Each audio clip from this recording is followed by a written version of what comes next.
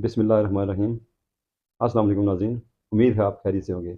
आज मेरे साथ मौजूद हैं मोहम्मद सरवर मुग़ल साहब, जो किसी तारुफ़ के मोहताज नहीं हैं, और आज हम आपको इंतहाई अहम मालूमात इनसे लेकर आपकी नज़र करेंगे। तो नाज़रीन, हम आज बात करेंगे रठोवा अरियाम ब्रिज, जो आज़ाद कश्मीर के लोगों के दिमागों के अंदर एक महवर बना हुआ है।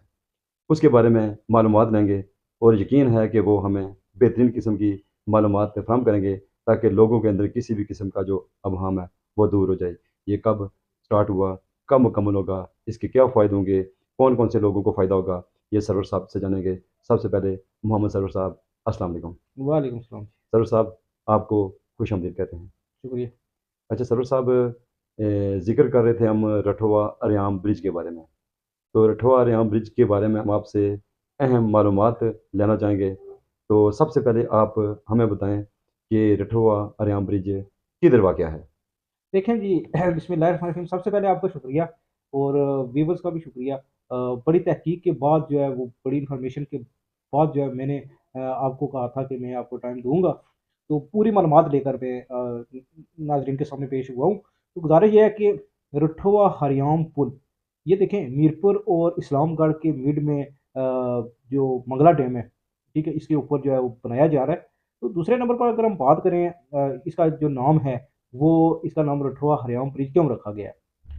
अब मीरपुर वाली साइड का अगर हम देखें तो रठवा मोहम्मद अली, ठीक है?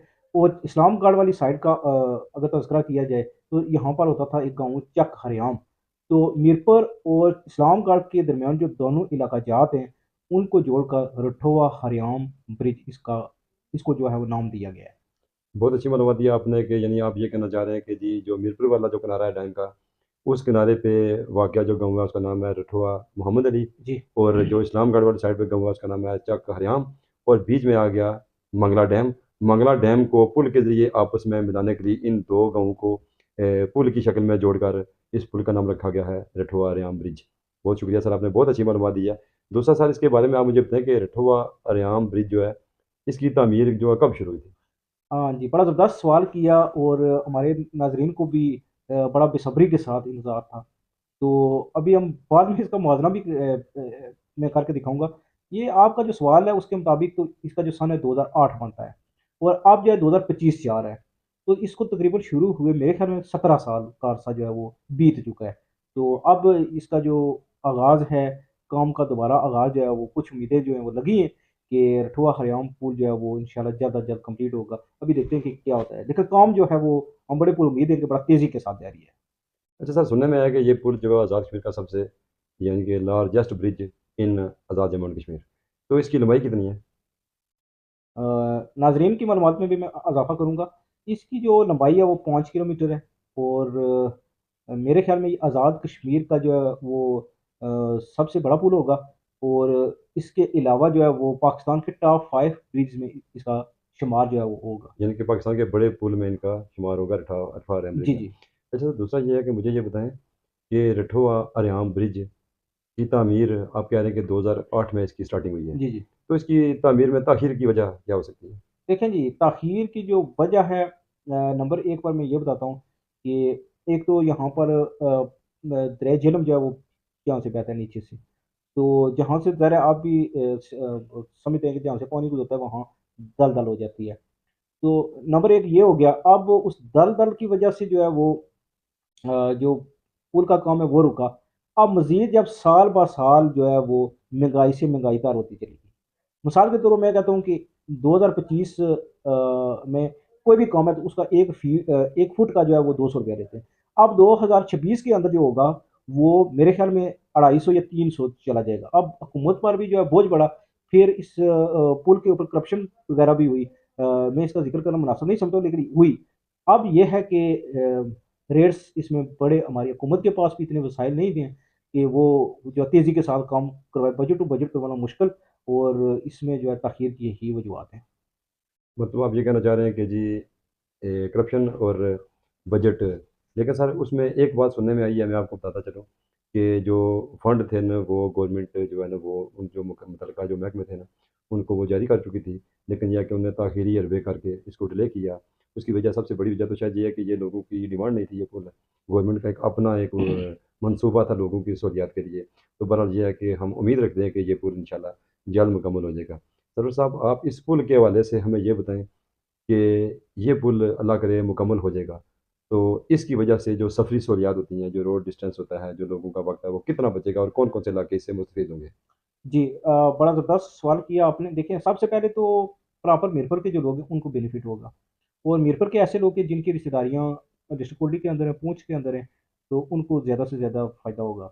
और इसमें अगर करीब-करीब शहर की हम बात करें, तो सबसे ज़्यादा अगर फ़ायदा होगा तो इस्लामगढ़ वालों को, वो डडियाल और चकसवारी वालों को होगा, क्योंकि करीब-करीब यही बड़े शहर लगते हैं। अब इसके बाद अगर कोटली वालों को भी इसका बेनिफिट होगा। कोटली वालों कोटली, खुरेटा, नग्याल वालों का जो बेनिफिट होगा, कम से कम 1 घंटे से लेकर डेढ़ घंटे का जो सफ़र है वो कम हो जाएगा। तो इनको जो सफ़री सहूलियात हैं वो कम वक़्त के अंदर जो है दस्तयाब होंगी और अपनी मंज़िल मकसूद पर जल्दी पहुँचेंगे ये। अच्छा सर, मेरे पॉइंट ऑफ व्यू से एक तो ये है कि लोगों को जो ये टाइम की बचत होगी, लोग बआसानी कोटली से या डडियाल से, इस्लामगढ़ से, सुमानी से, नक्याल से जो मीरपुर या लाहौर की तरफ ट्रैवल करते हैं, उनको तकरीबन आधा पौना घंटा या घंटे सफ़र जो है वो बच जाएगा, टाइम बचेगा उसका। और दूसरा जो मेरा ज़हन कह रहा है कि जी, ये जो अरियाम ब्रिज है, ये चूँकि बिल्कुल मंगला डैम के ऐन ऊपर वाक़या है, इसकी वजह से अगर, ये मेरा एक ज़ाती ख़्याल है कि टूरिस्ट में भी जो है ना वो फ़ायदा होगा गवर्नमेंट हिसाब से इसको। आप इसके बारे में क्या कहना अच्छा, चाहेंगे? बड़ा ज़बरदस्त क्वेश्चन आपने किया है। देखें, बिल्कुल हमारे जो लोग हैं यहाँ घूमने के लिए कराची चले जाते हैं समुद्र पर। अब समुद्र में और ये मंगला डैम पर जो रठुआ हरियाम ब्रिज बनाया जा रहा है, इसमें कोई मेरे ख्याल में कोई डिफरेंस इतना नहीं होगा। तो लोग यहाँ पर जो विज़िटर हैं, वो लाज़मी आएँगे, क्योंकि अगर आप पानी के दरमियान खड़े हैं, आपके आगे-पीछे चारों तरफ पानी है, तो क्या ही खूबसूरत नज़ारा होगा। और अभी से जो है वो हमारे जो मुल्लाह हज़रात हैं, कश्तियाँ वगैरह जो चलाने वाले लोग हैं, अभी से जो है, अभी पुल कंप्लीट नहीं हुआ, तो पुल की दोनों अतराफ से जो लोग हैं, वो विज़िट करने के लिए ब जाना शुरू हो गया जी, है। जी, जाना शुरू हो गए, बिल्कुल। अच्छा सर, दूसरा ये बताएँ कि अभी उम्मीद लगी हुई है कि ये पुल मुकम्मल हो जाएगा। तो आपके इल्म में कब तक ये पुल मुकम्मल हो जाएगा? हुकूमती नोटिफ़िकेशन के मुताबिक अगर हम बात करें, या उनकी जो तीफल तसल्लियाँ हैं, और कंपनी को भी जो टाइम दिया हुआ है इन लोगों ने, तो उससे हम उम्मीद करते हैं, और काम जिस तेज़ी के साथ जारी है, वो 2027 2027 यानी 2 साल में ये कंप्लीट हो जाएगा। अब ये तो 4 माह चले गए, लेकिन ये है कि हम डेढ़ साल कह सकते हैं कि डेढ़ साल में इंशाल्लाह पुल की जो तामीर है मुकम्मल हो जाएगी।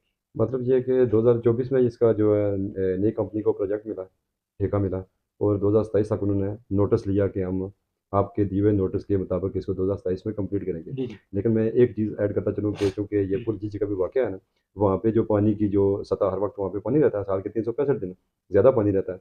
तो जो पुल मुकम्मल हो गया था वहाँ पे, तो कभी-कभी खुशहाली हो जाती थी, पानी कम हो जाता था। लेकिन अभी चूँकि जो दरियाए जेहलम का मलबा गुज़रता है, वहाँ पे जो उसका काम रहना बाकी है, वहाँ पे सुनने में आया कि जी, साल के 365 दिन पानी रहता है, माह सिवाय 3 माह के। 3 महीने वहाँ पे पानी नहीं होता और 3 माह में काम शुरू होता है। इसका मतलब ये है कि 24, 25, 26 और 27, 3 सालों के 9 महीने में यानी कि ये काम मुकम्मल होगा। क्योंकि साल में सिर्फ़ 3 माह काम होता है। तो इसका मतलब ये है कि 9 महीने अगर बराबर खुशकी हो वहाँ पे, तो अगर साल में 3 माह काम करना पड़े, तो ये 2027 में काम मुकम्मल हो जाएगा। सरवर साहब, आखिरी सवाल मुझे बताएँ, उसके बाद हम आपसे चाहेंगे इजाज़त। मुझे बताएँ कि बेशुमार कंपनियाँ यहाँ पे काम करती रही हैं और वो काम आधा छोड़ के भाग गई हैं, कुछ छोड़ गई हैं, कुछ कह रही हैं हमें नुकसान हो रहा है, कुछ कह रही हैं हमारे पास इक्विपमेंट नहीं है, कुछ कह रही हैं हमारी मशीनरी जो है यहाँ पे वो काम नहीं कर सकती है, कुछ कह रही है कि हमारे लेबर के पास इतना एक्सपीरियंस नहीं है कि वो पानी में इस तरह की फाउंडेशन बना सकें। तो अभी जिस कंपनी को ठेका मिला, उस कंपनी का नाम क्या है? जी, बड़ा इंटरेस्टिंग सवाल, और इस कंपनी पर हमें उम्मीद भी बड़ी है। पाकिस्तान की एक फ़ेमस कंपनी है। हम उम्मीद भी करते हैं, इन्होंने जितने भी पाकिस्तान के अंदर इस तरह के जो प्रोजेक्ट्स किए हैं, बड़े ही कमाल किए हैं और खूबसूरत, और अपने टाइम फ्रेम के अंदर जो है वो किए हैं। तो मैं आपको बताता चलूँ, एफडब्ल्यूओ इस कंपनी का नाम है। पाकिस्तान की ये बड़ी फ़ेमस कंपनी है, एफडब्ल्यूओ। मुझे यकीन है हमारी ये मुलाकात और सरवर साहब से ली हुई मालूमात आप तक पहुँचेगी और आपकी मालूमात में इज़ाफ़ा होगा, आपको पसंद आएगी।